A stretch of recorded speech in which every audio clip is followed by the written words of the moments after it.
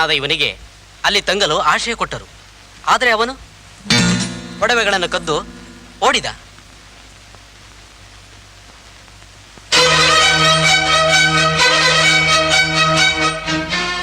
ಆದರೆ ಅವನಿಗೆ ಗೊತ್ತಿಲ್ಲದೆ ಶನೇಶ್ವರನ ಸುತ್ತ ಓಡುತ್ತಲೇ ಇದ್ದ. ಎಲ್ಲಿಗೋ ದೂರ ಓಡಿ ಹೋಗುತ್ತಿದ್ದೇನೆ ಅಂತ ಅವನ ಭಾವನೆ. ರಾತ್ರಿಯೆಲ್ಲ ಓಡುತ್ತಿದ್ದ, ಓಡುತ್ತಲೇ ಇದ್ದ.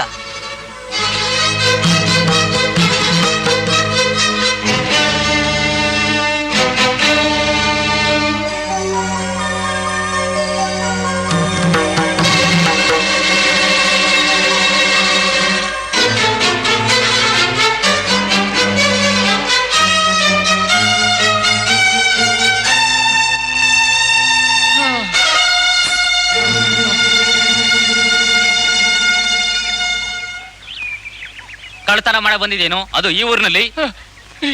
ಇಲ್ಲ ಬುದ್ಧಿ, ಇಲ್ಲ.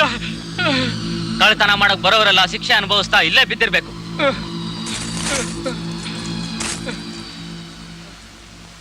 ಶನೇಶ್ವರ, ಶನೇಶ್ವರ, ನಾನ್ ದೊಡ್ಡ ಅಪರಾಧ ಮಾಡ್ಬಿಟ್ಟೆ, ನನ್ನನ್ನು ಕ್ಷಮಿಸು. ಇನ್ಮೇಲೆ ಇಂಥ ತಪ್ಪು ಮಾಡೋದಿಲ್ಲ ಸ್ವಾಮಿ. ಇಲ್ಲೇ ನಿನ್ ಸೇವೆ ಮಾಡ್ಕೊಂಡು ಬಿದ್ದಿರ್ತೀನಿ. ನನ್ನ ಕಾಪಾಡು, ನನ್ನ ಕಾಪಾಡು. ಇಲ್ಲಿ ಕೆಟ್ಟ ಕೆಲಸ ಮಾಡಿದವರಿಗೆಲ್ಲ ಹೀಗೇನೆ ಆಗೋದು. ಆತನ ದೃಷ್ಟಿಯಿಂದ ಯಾರು ತಪ್ಪಿಸ್ಕೊಳಕ್ಕಾಗಲ್ಲ. ನೀವು ಶನಿದೇವರ ದರ್ಶನ ಮಾಡಿರ್ಬೇಕಲ್ಲ? ಇಲ್ಲ ಸ್ವಾಮಿ, ದರ್ಶನ ಮಾಡಕ್ಕೆ ಆಗ್ಲಿಲ್ಲ. ನೀವು ಅಗತ್ಯವಾಗಿ ಮಾಡ್ಲೇಬೇಕು. ಓ, ವ್ಯಾನ್ ಬಂತು. ಥ್ಯಾಂಕ್ ಗಾಡ್, ಮೆಕ್ಯಾನಿಕ್ ಸಿಕ್ಕದ್ನಲ್ಲ. ಎಷ್ಟಾಯ್ತು ಸ್ವಾಮಿ? 20 ರೂಪಾಯಿ ಕೊಡಿ. 20? ಹಾ. ಕಮ್. ಏನಾಗಿದೆ ಅಂತ ನೋಡಿದ್ರ? ಸಸ್ಪೆನ್ಷನ್ ಕಟ್ಟಾಗಿ ಹೋಗಿದೆ. ಏನಾದ್ರೂ ಮಾಡಿಪ್ಪ, ಬೇಗ ಹೋಗ್ಬೇಕು. ದೂರ ಪ್ರಯಾಣ, ಮಧ್ಯೆ ಏನಾದ್ರೂ ಆಗ್ಬಿಟ್ರೆ? ಗಾಡಿನ ಬೇಗ ರಿಪೇರಿ ಮಾಡ್ಕೊಂಡ್ ಬನ್ನಿ. ಮಾಡಬಹುದು, ಆದ್ರೆ 2-3 ಗಂಟೆ ಆಗುತ್ತಲ್ಲ. ವಾಟ್? 2-3 ಗಂಟೆನಾ? Oh my God. ಏನು ಮಾಡಕ್ಕಾಗಲ್ಲ, ವಿಧಿ ಇಲ್ಲ. ಕಂಟಿ, ಗಾಡಿನ ಗ್ಯಾರೇಜ್ ತಗೊಂಡು ಹೋಗಿ ಪರ್ಫೆಕ್ಟ್ ರೆಡಿ ಮಾಡಿಸ್ಕೊಂಡ್ ಬಂದ್ಬಿಡು. ಆಯ್ತು ಸರ್, ಬನ್ನಿ. ದಿನ ಇನ್ನೂ ತುಂಬಾ ಹೊತ್ತಿದೆ, ಎಲ್ರೂ ಹೇಳ್ತಿದ್ದಾರೆ. ಗುಡಿಗೆ ಹೋಗಿ ಬಂದ್ಬಿಡಣ. ಇಲ್ಲೇನ್ ಮಾಡೋದು, ನಡೀರಿ. ಹಾ. ಓಂ ನೀಲಾಂಜನ ಸಮಾಭಾಸಂ ರವಿಪುತ್ರ ಯಮಾಗ್ರಜಂ ಛಾಯಾ ಮಾರ್ತಂಡ ಸಂಭೂತಂ ತಂ ನಮಾಮಿ ಶನೈಶ್ಚರಂ. ಜೈ ಶನಿದೇವ. ನಮಸ್ಕಾರ ಸ್ವಾಮೀಜಿ. ನೀವು ಇಲ್ಲಿಗೆ ಹೊಸಬರು ಅಂತ ಕಾಣುತ್ತೆ, ಹೌದಾ? ಹೌದು, ದೇವ್ರ ದರ್ಶನಕ್ಕೆ ಅಂತ ಬಂದಿದ್ದೀವಿ. ಗುಡಿ ಎಲ್ಲಿದೆ? ಇದೇ ಗುಡಿ. ದೇವ್ರೆಲ್ಲಿ? ಇದೇ ಶನಿದೇವರ ಮೂರ್ತಿ. ಇದು ಯಾರು ಪ್ರತಿಷ್ಠಾಪಿಸಿದ್ದಲ್ಲ, ತಾನಾಗಿ ಉದ್ಭವ ಆಗಿರೋದು. ಇದಕ್ಕೆ ಗೋಡೆ ಗೋಪುರ ಏನೂ ಇಲ್ಲ? ಹೌದು, ಹಾಗಿರ್ಬೇಕು ಅಂತಲೇ ಶನಿದೇವರ ಆಜ್ಞೆ. ಶನಿದೇವ್ರ ಆಜ್ಞೆನಾ? ನೀವಲ್ದಿದ್ರು ಭಕ್ತರು ಗುಡಿ ಕಟ್ಸ್ಬಹುದಿತ್ತಲ್ಲ. ಹಾಗೆ ಮಾಡೋ ಹಾಗಿಲ್ಲ. ಇಲ್ಲಿ ಮೂಡಿ ಬಂದಿರೋದು ಶನೀಶ್ವರನ ಸಂಕೇತ. ಇದಕ್ಕೆ ಮರೆ, ಆಭರಣ, ವೈಭವ ಯಾವುದೂ ಕೂಡದು. ಆ ದೇವರ ದೃಷ್ಟಿಯನ್ನು ಯಾರು ಎದುರಿಸಬಾರ್ದು ಅಂತಲೇ ಆತನ ವಿಗ್ರಹ ಇಲ್ಲಿಲ್ಲ. ಓಹೋ, ಆತನ ದರ್ಶನಕ್ಕೆ ಬಂದಿದ್ದೀರಿ. ಆ ದೇವರ ಬಗ್ಗೆ ವಿವರ ತಿಳ್ಕೊಳ್ಳೋದೊಳ್ಳೆಯದು. ಭಗವಾನ್ ಶನಿದೇವರ ಕಥೆಗಳನ್ನ ನೀವು ಕೇಳೇ ಇಲ್ವೇನು? ಇಲ್ಲ, ಆದ್ರೆ ಚಿಕ್ಕಂದಿನಲ್ಲಿ ನಮ್ಮ ತಾಯಿ ಪ್ರತಿ ಶನಿವಾರ ಮನೆ ಬಾಗಿಲಿಗೆ ಬರ್ತಿದ್ದ ಈ ದೇವ್ರಿಗೆ ಎಳ್ಳು ಮತ್ತೆ ಬೆಲ್ಲ ಇಟ್ಟು ಪೂಜೆ ಮಾಡ್ತಾ ಇದ್ರು. ನಾವದ ಹತ್ರಕ್ಕೆ ಹೋಗ್ತಿರ್ಲಿಲ್ಲ. ಯಾಕಂದ್ರೆ ಈ ದೇವ್ರು ಮಹಾ ಕೋಪದ ದೇವ್ರಂತೆ. ಇವ್ರ ಹತ್ರಕ್ಕೆ ಹೋದ್ರೆ ಹಿಡ್ಕೊಂಡ್ಬಿಡ್ತಾರಂತೆ. ಅದು ತಪ್ಪ ಅಭಿಪ್ರಾಯ. ಯಾರಾದ್ರೂ ದೇವರಿಗೆ ಹೆದರ್ತಾರಿಯೇ? ಈ ಶನಿದೇವರು ಎಲ್ಲರಿಗೂ ರಕ್ಷಕ, ಪ್ರತಿಯೊಬ್ಬರಿಗೂ ಒಳ್ಳೇದನ್ನೇ ಬಯಸುವಂಥವನು. ದೇವರಂದ್ಮೇಲೆ ಅವನು ಎಲ್ಲರಿಗೂ ಒಳ್ಳೇದ್ ಮಾಡ್ಲೇಬೇಕು. ಸ್ವಾಮಿಗಳೇ, ಮಕ್ಕಳಿಗೆ ತಂದೆ ತಾಯಿಗಳು ಯಾವಾಗ್ಲೂ ರಾಮನ್ ಕತೆ, ಕೃಷ್ಣನ್ ಕತೆ ಹೇಳ್ತಾನೆ ಇರ್ತಾರೆ. ಆದ್ರೆ ಶನಿದೇವರ ಕತೆ, ಅವನ್ ಯಾರು, ಅವನ್ ತಂದೆ ತಾಯಿ ಯಾರು, ಅವನ್ ಕರ್ತವ್ಯ ಏನು ಅಂತ ಯಾರು ಹೇಳದೇ ಇಲ್ವಲ್ಲ. ನಾನು ಹೇಳ್ತೀನಿ. ನಿಮಗೆ ಪುರ್ಸೊತ್ತಿದೆ ತಾನೇ? ಇದೆ. ನಮ್ ಗಾಡಿ ರಿಪೇರಿಗೆ ಹೋಗಿದೆ, ಬರಕ್ ಇನ್ನೂ ಹೊತ್ತಾಗತ್ತೆ. ಹೇಳಿ ಸ್ವಾಮೀಜಿ. ಹೇಳೇನಮ್ಮ? ಪ್ಲೀಸ್.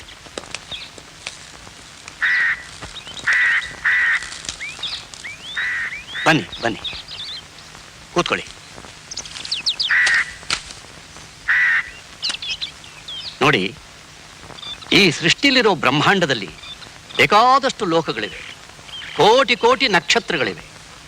ಆ ಬಗ್ಗೆ ನಾನಾ ರೀತಿ ಕಥೆಗಳಿವೆ.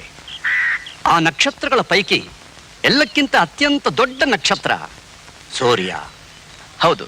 ಶನಿದೇವ ಆ ಸೂರ್ಯನ ಪುತ್ರ. ಸೂರ್ಯನಿಗೆ 2 ಪುತ್ರರು, 5 ಜನ ಪುತ್ರಿಯರು. ಶನಿದೇವನೇ ದೊಡ್ಡವನು. ಚಿಕ್ಕಂದಿನಲ್ಲಿ ಶನಿದೇವ ಮಹಾ ತುಂಟ. ಪುರಾಣದಲ್ಲಿ ಇವುಗಳ ಬಗ್ಗೆ ವಿಶೇಷವಾದ ವರ್ಣನೆ ಇದೆ. ಒಮ್ಮೆ ಸೂರ್ಯದೇವನ ಪತ್ನಿ ಸಂಜ್ಞಾದೇವಿ ಸೂರ್ಯನ ಮಹಾಪ್ರಖರತೆಯನ್ನು ತಾಳಲಾರದೆ ತನ್ನ ಛಾಯಾರೂಪವನ್ನು ಪತಿಗೃಹದಲ್ಲಿ ಬಿಟ್ಟು ತಾನು ತವರಿಗೆ ಹೋದಳು.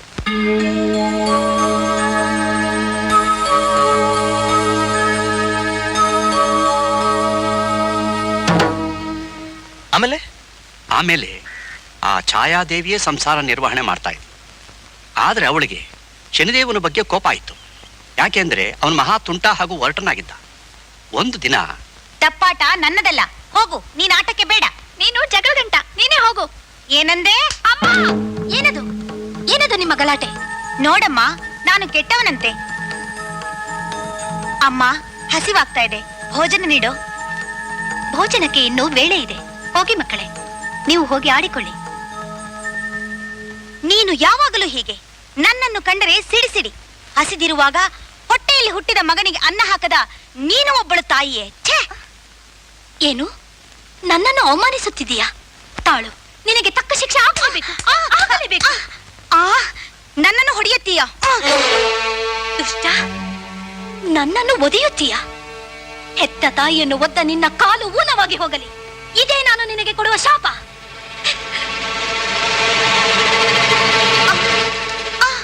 ತಂದೆ, ತಂದೆ, ಸೂರ್ಯದೇವ, ತಂದೆ, ಸೂರ್ಯದೇವ, ತಂದೆ. ಏನಾಯ್ತು ಕುಮಾರ? ನನ್ನ ಕಾಲು ಹೋಯ್ತು. ನೋವು, ಅಸಾಧ್ಯ ನೋವು. ನನ್ನ ತಾಯಿಯೇ ನನಗೆ ಶಾಪ ಕೊಟ್ಟಳು. ಏನು, ತಾಯಿಯೇ ಶಾಪ ಕೊಟ್ಟಳೆ? ಸಾಧ್ಯವಿಲ್ಲ. ತಾಯಿ ಎಂದಿಗೂ ತನ್ನ ಮಗನಿಗೆ ಶಾಪ ಕೊಡುವುದಿಲ್ಲ. ನೋವು, ವಿಪರೀತ ನೋವು. ಅಮ್ಮನನ್ನೇ ಕೇಳಿ. ಹೇಳು, ಯಾರು ನೀನು? ಮಗ ಎಷ್ಟೇ ಉದ್ದಟನಾಗಿರಲಿ ತಾಯಿ ಮಗನಿಗೆ ಖಂಡಿತ ಶಾಪ ಕೊಡುವುದಿಲ್ಲ. ಆದರೆ ಶಾಪ ಕೊಟ್ಟಾಗಿದೆ, ಆದ್ದರಿಂದ ನೀನು ಅವನ ತಾಯಿಯಲ್ಲ, ನೀನು ಯಾರೋ ಬೇರೆಯವಳು. ಸತ್ಯ ಹೇಳು, ಯಾರು ನೀನು? ಇಲ್ಲದಿದ್ದರೆ ನಿನ್ನನ್ನು ಸುಟ್ಟು ಹಾಕಲಾದೀತು. ನನ್ನನ್ನು ಕ್ಷಮಿಸಿ ದೇವ.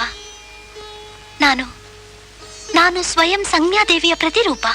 ಪ್ರತಿರೂಪ? ದೇವ, ತಮ್ಮ ಲೋಕದ ತಾಪವನ್ನು ತಡೆಯಲಾರದೆ ನನ್ನನ್ನು ಇಲ್ಲಿ ಬಿಟ್ಟು ಸಂಜ್ಞಾದೇವಿ ಹಿಮಾಲಯಕ್ಕೆ ಹೋಗಿದ್ದಾಳೆ.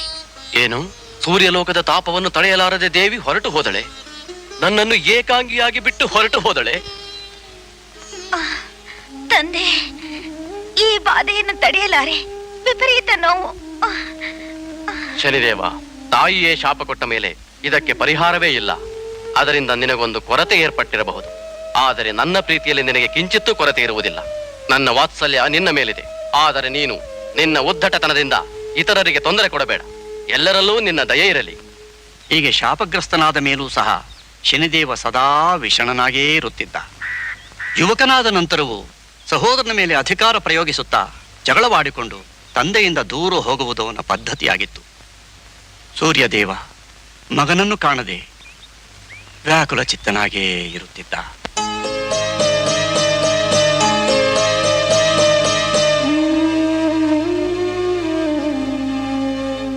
ಪ್ರಭು, ತಮ್ಮ ಶಿಷ್ಯನಾದ ಆಂಜನೇಯನು ಪ್ರಣಾಮಗಳನ್ನು ಸಲ್ಲಿಸುತ್ತಿದ್ದಾನೆ. ತಮ್ಮ ಮಾರ್ಗದರ್ಶನದಂತೆ ನನ್ನ ವಿದ್ಯಾಭ್ಯಾಸ ಸಂಪೂರ್ಣವಾಯಿತು. ಆದ್ದರಿಂದ ಗುರುದಕ್ಷಿಣೆ ಸಲ್ಲಿಸುವ ಸಲುವಾಗಿ ತಮ್ಮಲ್ಲಿಗೆ ಬಂದಿದ್ದೇನೆ. ಮಹಾಬಲಿ ಹನುಮ, ನಿನ್ನ ನಮ್ರತೆ, ಸೇವಾಭಾವ, ಚಾರಿತ್ರಿಕ ಶ್ರೇಷ್ಠತೆ, ಕಠೋರ ನೀತಿ ನಿಯಮಗಳಿಂದ ನನ್ನ ಹೃದಯವನ್ನು ಪ್ರಸನ್ನಗೊಳಿಸಿರುವೆ. ನನ್ನನ್ನು ತೃಪ್ತನನ್ನಾಗಿ ಮಾಡಿರುವೆ. ನಾನು ಇದನ್ನೇ ಗುರುದಕ್ಷಿಣೆ ಎಂದು ಭಾವಿಸುತ್ತೇನೆ. ನಿನ್ನಿಂದ ನಾನು ಅತ್ಯಂತ ಪ್ರಸನ್ನನಾಗಿದ್ದೇನೆ.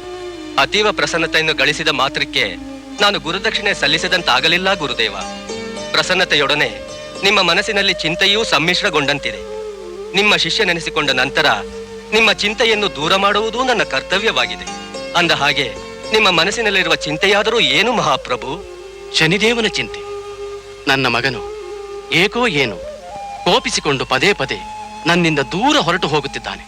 ಅದೇ ನನ್ನ ಪ್ರಬಲವಾದ ಚಿಂತೆ. ತಾವು ಆಜ್ಞೆ ಇದ್ದರೆ ಆ ಕಾರ್ಯವನ್ನು ನಾನು ಮಾಡಲೇ ಗುರುದೇವ. ಚಿಂತೆಯಿಂದ ನೀವು ಮುಕ್ತರು, ಗುರುದಕ್ಷಿಣೆಯಿಂದ ನಾನು ಮುಕ್ತ. ನಿನ್ನ ಇಚ್ಛೆಯಂತೆಯೇ ಆಗಲಿ.